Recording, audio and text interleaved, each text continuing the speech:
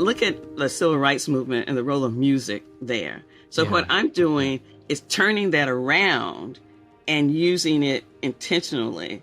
And I'm not saying that music wasn't used intentionally, but now that we know what's in there, right? And the aesthetic experience and the cognition, we can use it. And yeah, I tell my undergraduates when I'm doing this is that I'm giving you the kings of the kingdom. Raise your hand. I will only use this for good.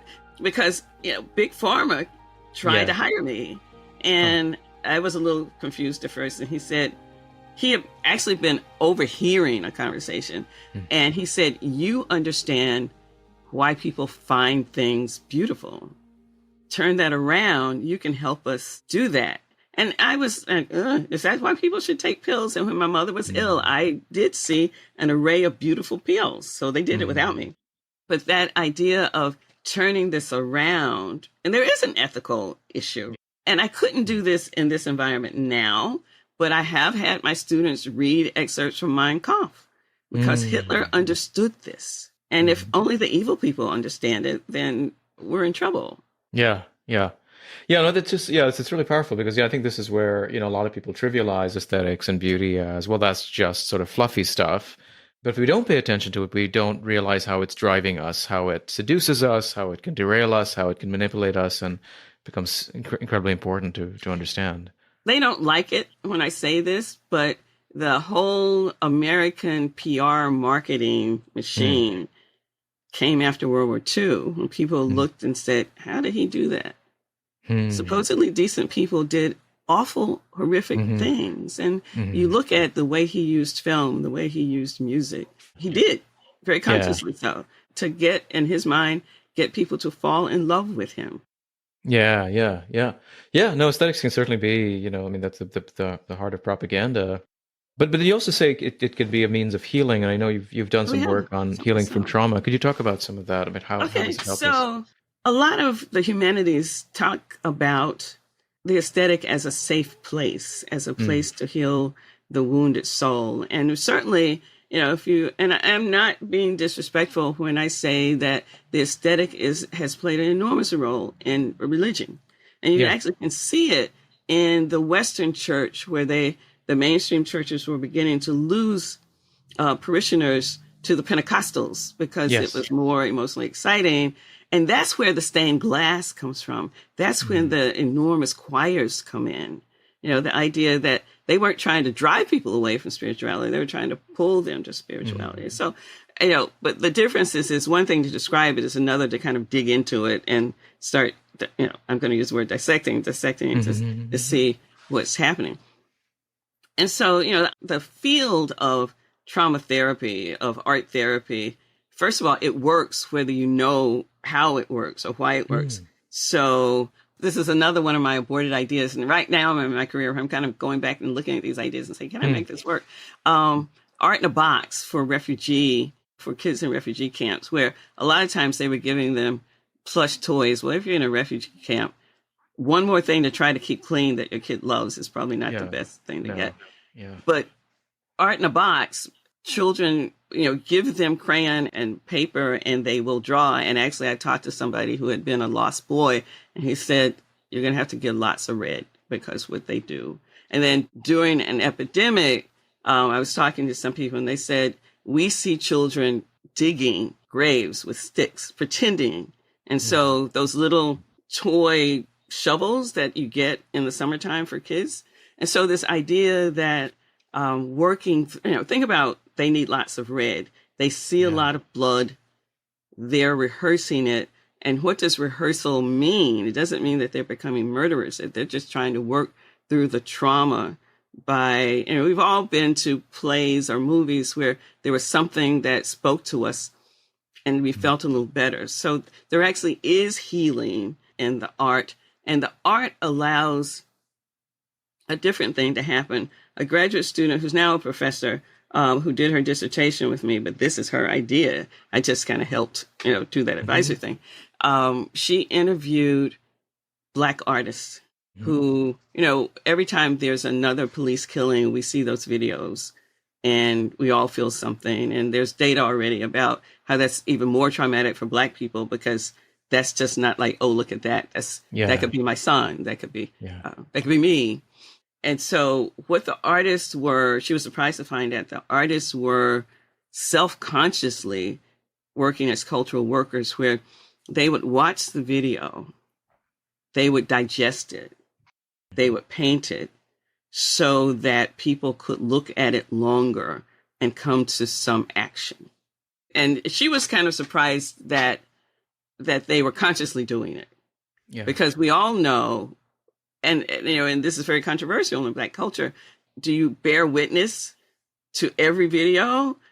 But at some point it begins to affect your own mental health. And when is it okay to step away? But that's when the artist steps in, and you can see it, but it's abstracted enough that it doesn't impact you in quite the same way. There's something about the aesthetic that gives you a little distance, that gives you, and sometimes the ability to see more because you can see it more often. And the leader in this, I have to say, is Jackie Armstrong at the Met. The Met the Metropolitan Museum has an Office of Education. Most of her work is in the museum, but I'm very interested in taking this out into the world, and that's beginning to happen, to see, because you saw it during the worst of COVID, when we made jokes about how streaming went up, how all kinds of aesthetic uses went up. People were self-medicating. Yeah, absolutely. Yeah. You had also talked at our symposium a couple of months ago about this the experience of dance and how that was transformative for gang members. Could you talk about that?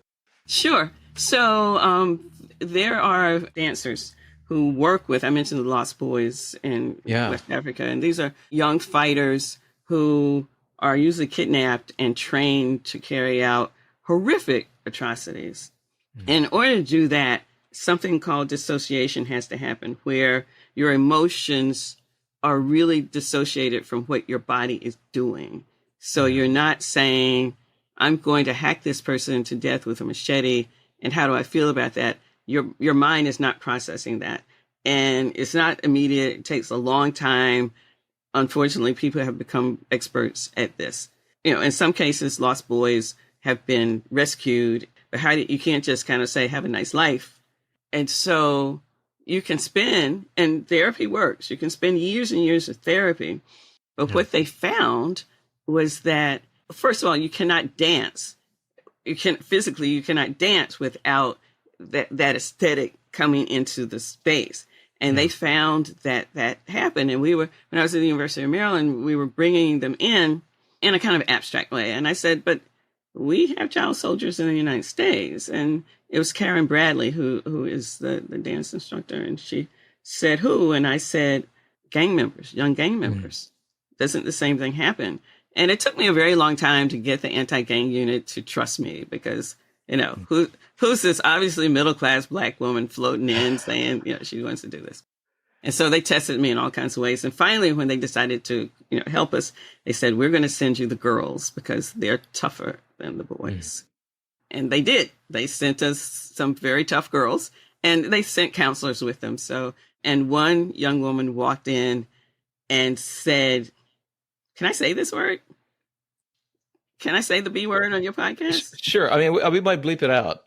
Okay. She walked in, and she was physically very large, tall and big. And she said, I'm the baddest in this room. And we can talk about why she felt she needed to say that. I kind of don't have time to go into that. And they began the exercise. Show me, because they were making a dance, show me a movement where you have hurt somebody. Now, the day before, that had freaked out the college students. But, these are young gang members. They could do a movement from when they had hurt somebody. But then they asked them, well, now let's do a movement where you have been hurt. Well, that's a whole nother thing. And that took a lot longer. Whereas the college students the day before, could tie into that. And so this same young woman left the circle a couple of times. And we had brought in college students that looked a certain way. No preppies, but people who had tattoos and piercings and, that sort of thing, blue hair. And the students have been trained to not try to pull people back in the circle, but just to go. Now, notice I just made an aesthetic training. They have to look a certain way, to just go and sit with people who would sit out. And, gradually they would come back into the circle, and they did a whole dance. And this woman who clearly was showing signs of, this is who I am. It happened to be Valentine's Day, and I was silly enough to, or unwise financially enough, to bring in roses. You know how expensive roses are on Valentine's Day. Yeah. And I was another aesthetic thing, and I'm handing out roses, and this woman comes over to me and hugs me, and cries. She had done the dance, and then she said, "Nobody's ever given me roses before." She was different. This was an hour and a half. Sometimes the aesthetic, I don't want to say force, because it always feels more gentle than that, or usually feels more gentle than that, did something that years of therapy also does. And so that idea that you get trauma healing, and now with the neuroscientists, we can begin to measure actually the responses to the aesthetic. And so we have vastly underestimated the ability of the aesthetic to heal us, to help us move on, to help us imagine the next space, because it's a safe space. I have to say, I don't quite understand the larger society's stubbornness about this, why we continue to dismiss the muscle of beauty and the aesthetic. There's some, even as people use it in their day-to-day lives. Yeah, just because it just seems soft and trivial. And maybe it's because it doesn't force, maybe because it's gentle, but the dark side of that is also it could be insidious, right? But I think all the more reason for us to try to understand how it works. Talk about the Indigo Dye Initiative. I mean, that's a more recent project. And it's ongoing right now. So Indigo starts in India, but it goes throughout Asia, West Africa, the Caribbean, driven in the the 18th century by slavery. So in the United States, are the colonies at the time, indigo, natural indigo, which is used to make dye, was a slave crop. And that's important. So the natural indigo market, which was one of the top two exports of the colonial U.S., almost died out completely because of synthetic dyes. And there's a resurgence now in interest because it is natural and it's one of the natural dyes. It's the most lucrative of the natural dyes because it's the rarest. And so in Baltimore, and it sounds weird because you hear indigo, you think South Carolina. Our former First Lady, Yumi Hogan, is Korean and grew up in Naju, Korea, same latitude as Baltimore. So she wanted to see first if it would just grow. And so she approached Micah, where she had been a student and an adjunct, to work with urban farmers to see if it would grow. We grew other types of natural dye, but indigo is the money crop, and grew different strains. And long story short, what that grew into is expanding. It came over to my shop to expand it with farmers on the Eastern Shore. We're not excluding farmers, but we're really directing a lot of this to Black farmers who are have a history of discrimination by the lenders, losing Black farms at a rapid rate. Yeah. Maryland Eastern Shore with the University of Maryland, Eastern Shore, which is HBCU. South Carolina Low Country, so on land that we know that slaves grew it before. Yeah. And this summer, Virginia and North Carolina. What's important about that is most Black farmers in the U.S. are in these two regions of the Mid-Atlantic and the South. It comes back to Baltimore, where we hire, and we are the market. We give them the seed, which is hard to get, and then we come back and buy the indigo. Then we employ returning citizens to hang it and process it. And we have funding for a building and grinding machines and things like that. And then we're training artists with the lure of we give you the indigo dye because they can't get it. It's hard to get. They can, but it's rare and expensive. There's only one other company in the United States that does industrial level indigo. And where the aesthetic comes in is in so many places. Indigo is sacred in all of those places. Yeah. And while we're not proselytizing, we honor that. One of my favorite things to do is that we, during the summer, do Arabber carts. So there's a horse-drawn cart. We load on vats of indigo dye, and we go through underserved communities and hand out cotton T-shirts. And Kabibi Ajanku, who's our indigo master teacher, teaches them African-centric designs, and then they dye. And we hand out gloves, which they say, I want my hands blue. And then they do it, and I just watch. Adults report that they feel calmer without knowing the history of indigo, although we tell them a little bit that they feel calmer. There's just so many pictures of people this is more than like finger painting, that this is very important. But we're also creating, so what we're doing, and this is the hard part for somebody to understand, there are people who approach indigo purely for aesthetic, kind of what I'll call play aesthetic reasons. Yeah. And there are other people who approach it, wait a minute, this is an emerging world market. Because we did the economics, we're academics. We brought in another group that, then brought in economists. And so we know what the market's going to do over the next, both here and internationally. And the Arabber is a historic term for these. They were actually African-American vendors. There's a long history about why they're called Arabbers. So we're bringing all of these things together, the market sophistication, the aesthetic, the spiritual. We have advisors who are venture capitalists, and they're not pushing to invest, but they're just advising us because this is really interesting. We're working with chemical engineers to optimize the particles. And so we started this conversation talking about bringing all of these things together. But at the core of it is that indigo is beautiful. The returning citizens, meaning that they've been in prison, there's a conversation of whether you bake it dry or you hang it dry. And they said, it's richer when you hang it. And I said, so what is richer? They said, it smells fuller. It looks fuller. We have more dye on our hands when we hang it. So even in the processing, there's aesthetics going on. And so the idea is to weave aesthetics through the entire process. And in some of the urban gardens, Upton Planning Committee, which is the community partner, and getting community members to think about allowing these fields in their neighborhoods, she showed them what the flowers look like. Because with indigo, if you have ever topped off a houseplant, that's what you do twice during the summer, sometimes 3. Then you let it bloom. And so there are these fields of magenta colored flowers. Then you let it go to seed and you collect the seed. So aesthetics isn't this thing that's here.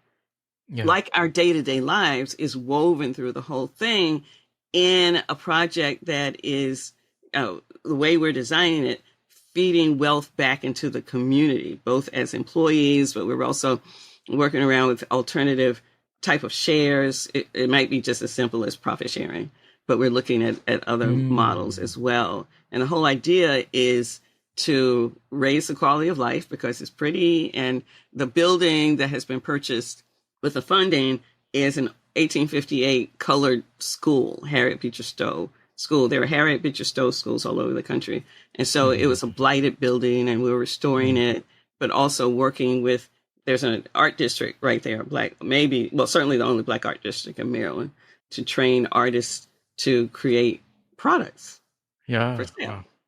Wow. So I'm kind of I don't know, my title keeps changing.